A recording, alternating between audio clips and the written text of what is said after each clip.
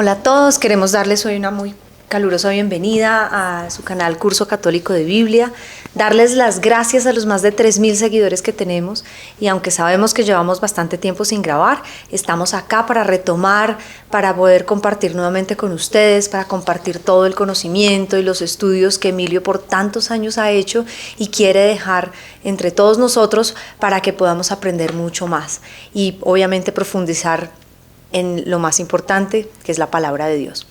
Emilio, bienvenido, muchas gracias. Muchas gracias. Hemos escogido para esta nueva etapa la primera carta a los Corintios.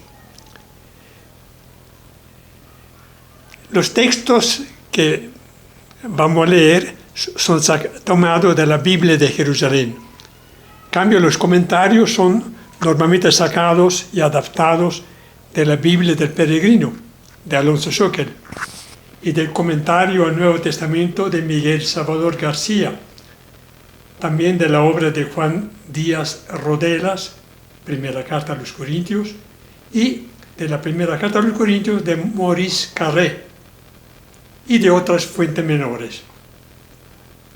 Voy a empezar a hablar, contextualizar la carta, hablando un poco de la ciudad de Corinto, donde vivían los primeros cristianos evangelizados por el apóstol Pablo. Corinto, capital de la provincia romana de Acaya, la actual Grecia, era en la antigüedad una ciudad privilegiada, pues tenía dos puertos, uno sobre el mar Egeo y otro hacia el mar Adriático. La antigua ciudad griega había sido arrasada por los romanos en el año 146. Corinto era la sede del procónsul Galión, hermano del filósofo Séneca. Era una ciudad cosmopolita, con un número muy alto de esclavos y una presencia importante de judíos cristianos, que allí tenían su sinagoga. Su población giraba alrededor de 600.000 habitantes. En Corinto había gente de todas las naciones, griegos, egipcios y orientales, que practicaban religiones helenistas de tendencia sincretista. Había en Corinto ciudadanos muy ricos y también gente muy pobre. La mayor parte de la población la formaban simples artesanos y esclavos que trabajaban en los dos puertos de la ciudad. San Pablo fundó la comunidad de Corinto durante su segundo viaje entre el principio del año 50 y 51 después de Cristo.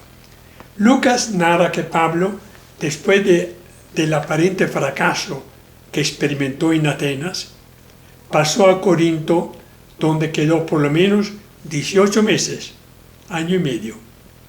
Allí lo acogieron Aquila y Prisca, un matrimonio de judíos convertidos al cristianismo y desterrados de Roma por el edicto del emperador Claudio. Se supone que los esposos Prisca y Aquila facilitaron a Pablo la toma de contacto con la comunidad judía de Corinto a través de la sinagoga. Durante ese periodo tuvo a su lado Sila, Silvano y Timoteo y Sóstenes. Inicialmente Pablo se dedicó a los judíos prosélitos, pero cuando se manifestó la hostilidad de los judíos hacia el cristianismo, se dedicó a evangelizar a los paganos. Algún tiempo después de haber dejado Corinto, llegó allí desde Alejandría Apolo, un judío muy culto, elocuente y activo que obtuvo allí muchas conversiones. Es probable que en Corinto hayan predicado también el apóstol San Pedro o alguno de sus discípulos. A juzgar por los documentos, a ninguna comunidad Pablo dedicó tanta atención y tanto desvelos como a la comunidad de Corinto. En cierto sentido, Corinto fue la comunidad paulina por excelencia. Evangelizar a Corinto era anunciar la buena nueva a todas las naciones congregadas y revueltas. A la comunidad de Corinto, según algunos, Pablo envió 4 cartas, de las que nos quedan apenas 2. A su primera carta, que se perdió, los corintios le contestaron pidiéndole instrucciones sobre determinados temas. El apóstol les dio respuesta en esa carta que vamos a estudiar, escrita en la ciudad de Éfeso durante su tercer viaje entre los años 53 y 56. Nadie duda de la autenticidad de la carta. Hay testimonios históricos antiquísimos y dignos de fe, como los de Clemente, Ignacio de Antioquía, Policarpo, Ireneo y Tertuliano y el fragmento muraturiano. El vocabulario de la carta, el estilo, las alusiones personales y la doctrina demuestran la personalidad de Pablo. La importancia de esa carta está en la riqueza teológica y moral que contiene, tan así que a partir de ella se podría reconstruir casi enteramente el credo apostólico. Carolina ahora va a leer los textos de la carta y posteriormente yo destacaré algunos versículos para enriquecer nuestro estudio y reflexión. Muy bien. Pablo, llamado a ser apóstol de Cristo Jesús por la voluntad de Dios, y Sóstenes, el hermano de la iglesia de Dios que está en Corinto, a los santificados en Cristo Jesús y llamados a ser santos junto a cuantos, en cualquier lugar, invocan el nombre de Jesucristo, Señor nuestro y de ellos. Gracia a vosotros y paz de parte de Dios, Padre nuestro, y del Señor Jesucristo. Palabra de Dios. Te alabamos, Señor. Pablo, llamado a ser apóstol de Cristo Jesús. Versículo 1. Pablo es apóstol porque, de acuerdo con una vocación especial, fue enviado a predicar la buena noticia de la salvación que Dios Padre ofreció en Cristo Jesús. Pablo no menciona nunca a Jesús solo, excepto en Corintios 2:3, y utiliza al menos 38 veces la palabra Señor, solo. Por su resurrección, Jesús heredó el título de Kyrios, Señor. El título de Cristo aparece 65 veces en la primera carta de los Corintios. Sóstenes, el hermano, fue un colaborador de Pablo y tal vez fue el que sirvió de escribano a Pablo. No sabemos nada sobre él. A los destinatarios de la iglesia que está en Corinto, y concretamente los santificados en Cristo Jesús, o sea, los creyentes que por el bautismo han sido constituidos en el estado de santidad y son llamados santos.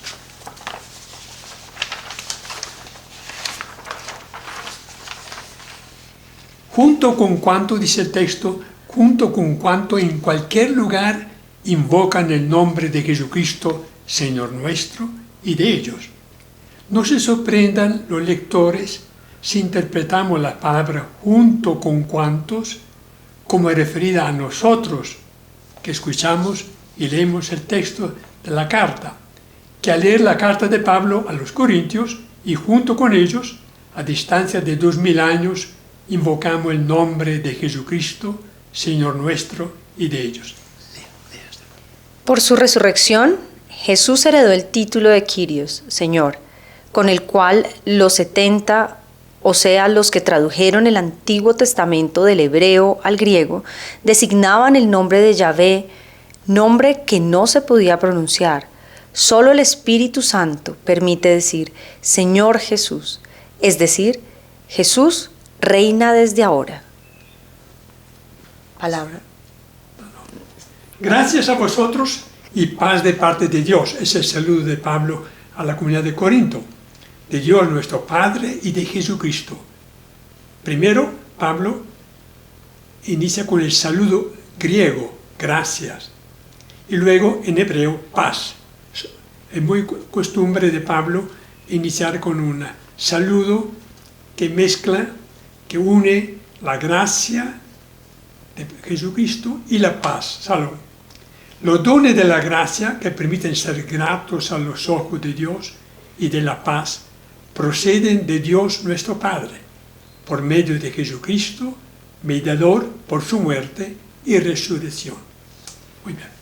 El versículo 4 dice: doy gracias continuamente a mi Dios por vosotros, por la gracia que Dios os ha dado en Cristo Jesús, pues en Él os habéis sido enriquecidos, en todo, en palabras y en conocimientos, en la medida en que se ha consolidado en vosotros el testimonio de Cristo. Así, ya no os falta ningún don divino. Él os conservará irreprensibles hasta el fin, hasta el día de nuestro Señor Jesucristo. Pues fiel es Dios, por quien habéis sido llamados a la comunión con su Hijo Jesucristo, Señor nuestro. Palabra de Dios. Te alabamos, Señor. Espero que ustedes sigan nuestra lectura y estudio en su propia Biblia. Yo voy extrayendo del texto que acabamos de leer algunos versículos de importancia y con los respectivos comentarios. Pablo inicia diciendo: doy gracias. Dios derrochó en los cristianos de Corinto abundantes dones y carismas, y Pablo destaca dos de ellos. El don eficaz de la palabra fue uno de los carismas que el Espíritu Santo donó a los corintios.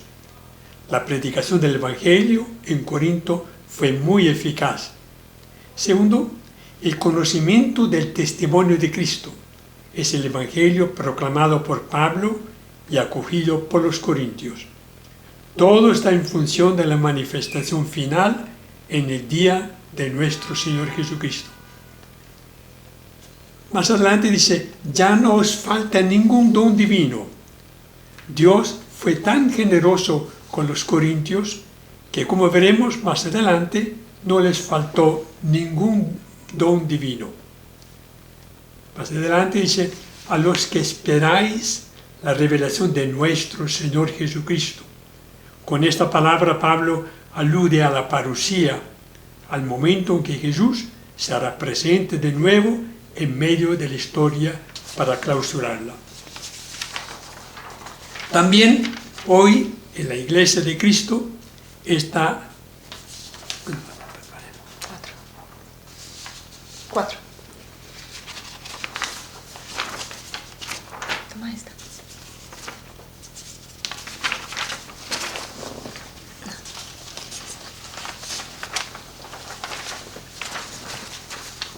Pues es fiel Dios que nos llamó a la comunión con Jesucristo.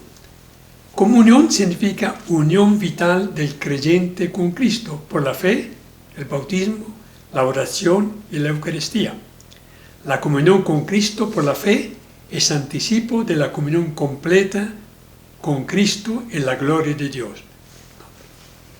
El nombre de Cristo, Jesucristo, aparece 65 veces en la primera carta a los Corintios, de un total de 379 veces en toda la literatura paulina. En muchos casos se emplea Cristo como nombre propio y otras veces como Mesías. En solo 9 versículos, Pablo menciona 9 veces el nombre de Jesucristo. Vamos ahora con el versículo 10. Os exhorto, hermanos, en nombre de nuestro Señor Jesucristo, a que seáis unánimes en el hablar, y no haya entre vosotros divisiones, a que estéis unidos en una misma forma de pensar y en idénticos criterios. Lo digo, hermanos míos, porque los de Cloé me han informado que existen discordias entre vosotros. Me refiero a que cada uno de vosotros anda diciendo: yo soy de Pablo, yo soy de Apolo, yo soy de Cefas, yo de Cristo. ¿Está dividido Cristo? ¿Acaso Pablo fue crucificado por nosotros, por vosotros? ¿O habéis sido bautizados en el nombre de Pablo? Doy gracias a Dios por no haber bautizado a ninguno de vosotros, fuera de Crispo y Gayo. Así nadie puede decir que habéis sido bautizados en mi nombre. Ah, sí, también bauticé a la familia de Estefanía. Por lo demás, no creo haber bautizado a ningún otro. Palabra de Dios. Te alabamos, Señor. Pablo los exhorta en nombre de nuestro Señor Jesucristo, es decir, revestido de su autoridad. A que no haya entre vosotros divisiones, dice Pablo. Estando en Éfeso, Pablo se enteró que en su comunidad de Corinto había divisiones y que quienes las causaban invocaban la autoridad y vocería de algunos personajes sobresalientes del cristianismo primitivo e incluso del mismo Cristo, escudándose detrás de expresiones como yo soy de Pablo, yo soy de Apolo, de Cefas o del propio Cristo. Los de Cloé, al cual se refiere Pablo, probablemente eran cristianos al servicio de una rica mujer, quizás no cristiana, que informó a Pablo que entre los cristianos de Corinto había divisiones. Lo que estaba sucediendo en Corinto era algo muy serio, pues estaba afectando la unidad de la comunidad. Tan así que Pablo les pregunta, ¿está dividido Cristo? Al parecer se habían formado en Corinto varios partidos. El de Pablo, fundador de la iglesia. El de Pedro, cabeza por algún tiempo de la iglesia de Jerusalén. El de Apolo, judío helenista de Alejandría, muy versado en escrituras. Y el de Cristo, legítimo sí, pero deformado por actitudes polémicas.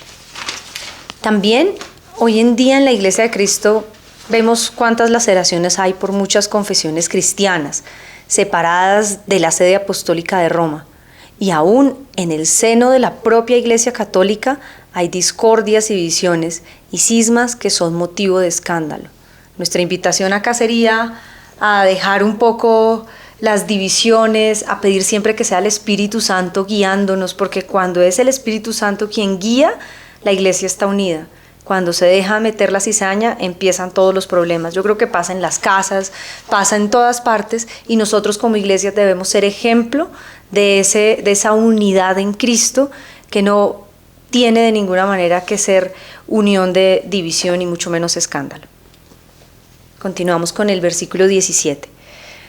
Porque Cristo no me envió a bautizar, sino a predicar su evangelio y no con palabras sabias, para no desvirtuar la cruz de Cristo. Palabra de Dios. Te alabamos, Señor. La distancia que toma Pablo frente a la actividad de bautizar pretende enfatizar en que el bautismo debe celebrarse en nombre de Cristo y no en nombre de quienes lo administran. Llámese Pablo, Apolo o Cefas. Y concluye, Cristo me llamó al apostolado no para bautizar, sino para predicar la buena noticia. Con ello, Pablo no quiso rebajar el sacramento del bautismo a favor de la palabra, sino hacer hincapié que el mandato de predicar, recibido de Cristo, dirá más adelante, ay de mí si no evangelizara.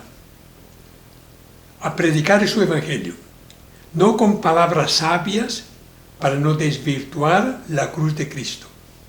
Pablo hubiera podido hacer gala de los conocimientos y palabras sabias que le reveló Jesucristo en su aparición en Damasco, pero no. Para no desvirtuar la cruz de Cristo, les predicó la buena noticia con palabras al alcance de todos. En el versículo 18 dice Pablo, pues la predicación de la cruz es una locura para los que se pierden, mas para los que se salvan, para nosotros, es fuerza de Dios. Porque dice la Escritura, destruiré la sabiduría de los sabios e inutilizaré la inteligencia de los inteligentes. ¿Dónde está el sabio? ¿Dónde está el doctor? O el docto, perdón. ¿Dónde el intelectual que se ciñe a simples criterios humanos? ¿Acaso no aconteció Dios la sabiduría del mundo? Palabra de Dios. Te alabamos, Señor. corregimos, ¿acaso no entonteció? Ah, perdón, entonteció. Muy bien. Disculpe. Pablo pretende fundar su predicación, el querigma, no en la vana sabiduría de este mundo, sino en la sabiduría de la cruz, que tiene como contenido la muerte de Cristo. ¿Por qué? La predicación de la cruz revela la fuerza de Dios que Dios despliega para salvar a quienes creen en Cristo crucificado. En cambio, la sabiduría de los hombres es necedad, no es eficaz para la salvación. Rechazar la predicación de la cruz significaría considerarla necedad, y acogerla es reconocer la fuerza salvadora de Dios. Pablo trae a colación un comentario de sabor bíblico de Isaías 19, versículo 12, y se pregunta: ¿dónde está el necio que se ciñe en simples criterios humanos? ¿Acaso los sabios han logrado salvar el mundo? La respuesta la encontramos a continuación. Versículo 21. De hecho, como el mundo, mediante su propia sabiduría, no conoció a Dios en su divina sabiduría, quiso Dios salvar a los creyentes mediante la locura de la predicación. Así, mientras que los judíos piden señales y los griegos buscan sabiduría, nosotros predicamos a un Cristo crucificado, escándalo para los judíos, locura para los griegos, mas para los llamados, lo mismo judíos que griegos, un Cristo que es sabiduría de Dios. Porque la locura divina es más sabia que las personas y la debilidad divina más fuerte que las personas. Palabra de Dios. Te alabamos, Señor. Un texto bellísimo y rico de contenido. Los sabios de este mundo, basándose en sus saberes y en su filosofía, no han llegado a conocer a Dios verdadero y terminaron dando culto a dioses falsos. En la carta a los Romanos, Pablo describe la ira de Dios, describe que la ira de Dios se manifestó sobre los hombres porque pudiendo conocer lo que se puede conocer de Dios a través de sus obras, de su poder y de su divinidad, se ofuscaron, se oscurecieron en sus razonamientos y su insensato corazón se entenebreció. Por eso Dios los entregó a sus apetencias y deseos. Pablo hablaba a los griegos de Corinto que se ufanaban de tener grandes filósofos como Sócrates, Aristóteles, por lo tanto alude a ellos cuando habla de la sabiduría del mundo que no puede salvar. En cambio, la muerte y resurrección de Cristo fueron elementos de salvadores. Dios en su infinita bondad ha querido salvar a los que creyeran en Él mediante la locura de la predicación de Cristo crucificado.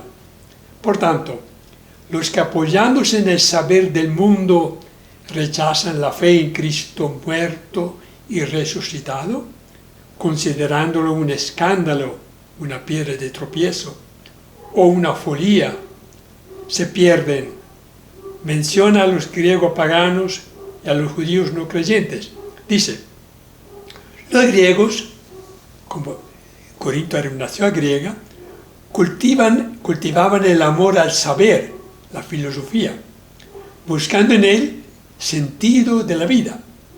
De ahí que un Salvador ajusticiado como Jesús era para ellos un absurdo, pues quien no puede salvar a sí mismo, mal podría salvar a otros. Y los judíos, en sus libros sapienciales, buscaban lo mismo. Esperaban un Mesías triunfador y no el siervo sufriente de Isaías 53. Buscaban un Mesías justiciado, era para ellos un mensaje escandaloso e inaceptable. En cambio, los cristianos que se dejan guiar por la sabiduría verdadera del Evangelio ven en la cruz de Cristo la fuerza de Dios que salva. En este pasaje, Pablo no condena la auténtica sabiduría humana, don de Dios y capacidad de conocer a Dios, sino la sabiduría llena de presunción, Humanamente, la cruz de Cristo aparecía como lo contrario en las aspiraciones tanto de judíos como de griegos. Pero en la fe, la cruz de Cristo aparece como algo que colma y supera las aspiraciones. Es el poder y la sabiduría divina por excelencia. ¿Qué es la sabiduría según las Escrituras? Es el arte de vivir bien. La sabiduría del hombre tiene en Dios su fuente. Dios la comunica a quien le place. Habiendo brotado de la boca del Altísimo como su hálito o palabra, la sabiduría es un reflejo de la luz eterna, una imagen de su excelencia. Está presente en el mundo desde su creación y sigue rigiendo el universo. Es la providencia que gobierna el mundo. Continuamos con el versículo 26. Mirad, hermanos, quienes habéis sido llamados. No hay muchos sabios según la carne, ni muchos poderosos, ni muchos de la nobleza. Ha escogido Dios más bien lo necio del mundo para confundir a los sabios. Y ha escogido Dios lo débil del mundo para confundir lo fuerte. Lo plebeyo y despreciable del mundo ha escogido Dios. Lo que no es, para reducir a la nada lo que es. Para que ningún mortal se gloríe en la presencia de Dios. De Él os viene que estéis en Cristo Jesús, al cual hizo Dios para nosotros, sabiduría de origen divino, justicia, santificación y redención, a fin de que, como dice la Escritura, el que se gloríe, gloríese en el Señor. Palabra de Dios. Te alabamos, Señor.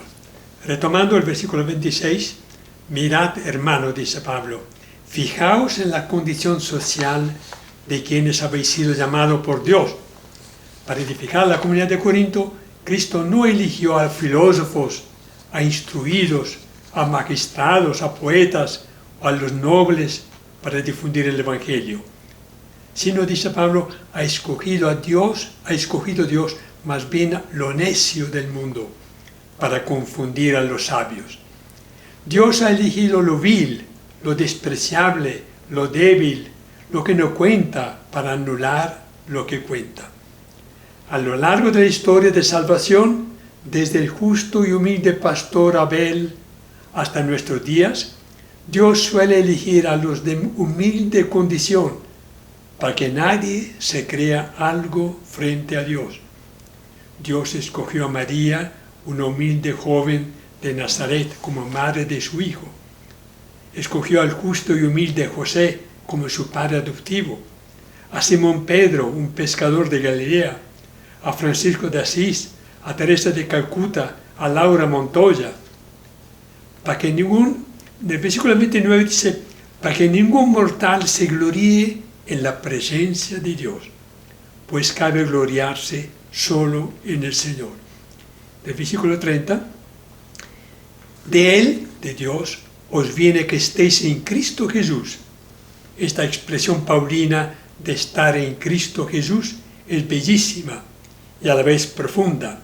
Significa lo que antes no existíais a los ojos del mundo, ahora existís, estáis en Cristo Jesús, mientras que los que existían según el mundo quedaron reducidos a la nada. En el versículo 31 dice, el que se gloríese en el Señor. Dios nos lo da todo gratuitamente.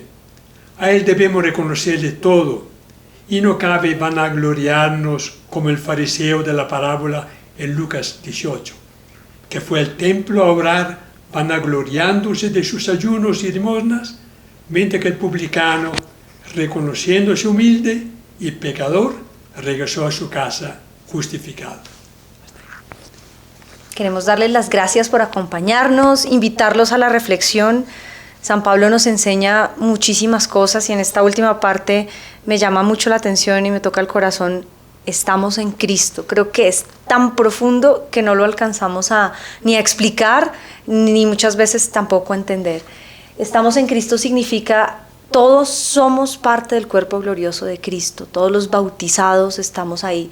Y esta es una realidad que no nos creemos y nos hace muchas veces vivir muy terrenalmente, como que pasa la vida sin tanto sentido.